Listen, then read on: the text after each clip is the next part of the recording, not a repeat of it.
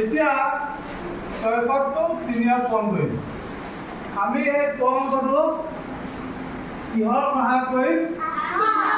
চিনৰ সহায়ত কৰিম। আমি যে অপূৰ্ণাংক প্ৰথমে আমি 3 লগত 6 পূৰণ কৰিব লাগিব, হয়নে?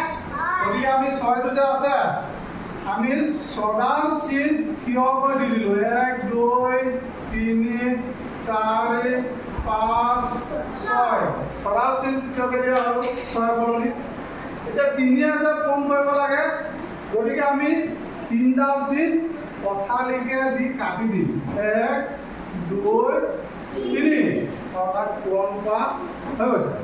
এতিয়া এই থিয় চিন ছডাল আৰু পথালিৰ চিন 3ডাল, এইকেইটালে যি যি ঠাইত কটাকটি কৰিছে সেইখিনি আমি হিচাপ কৰিম। এতিয়া 1 2 3 4 5 6 7 8 9 10 11 12 13 14 15 16 17 18 আমি 18টা ঠাইত কটাকটি কৰা আমি পালোঁ। অৰ্থাৎ 6 3ৰে পূৰণ কৰিলে 18 হ'ব, হয়নে? এই 18 আমি 8টো তাত বহুৱাই দিলোঁ, 1টো ওপৰলৈ হৈছে। 6 3ৰে পূৰণ কৰা হৈ গ'ল, 18 পালোঁ। এবাৰ আমি 7ক 3ৰে পূৰণ কৰিম, গম পাইছেনে?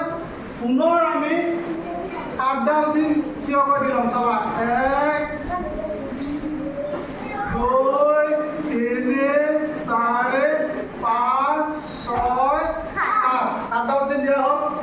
এই 3 যে আছে 3ৰে পূৰণ কৰিব লাগিব। প্ৰথমটো নিচিনা এইবাৰ আমি 3ডাল চিন পথালিকৈ দি দিলোঁ, হয়নে? এতিয়া তুমি চোৱা থিয় চিন কেইডাল পথালি চিন কেইডাল কিমান ঠাইত কটাকটি কৰিছে।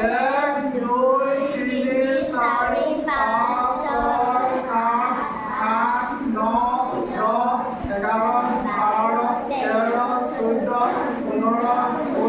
16 17 18 19 20 21টা ঠাইত কটাকটি কৰিছে। অৰ্থাৎ 7ৰ লগত 3 পূৰণ কৰিলে 21 ওলাব, হয়নে? এতিয়া এই 21টোৰ লগত প্ৰথম 6ৰ লগত 3 পূৰণ কৰোঁতে যে 18 হৈছে তাত বহালোঁ 1 ওপৰলৈ। এই 21ৰ লগত ওপৰা 1টো যোগ হ'ব। 21 কিমান?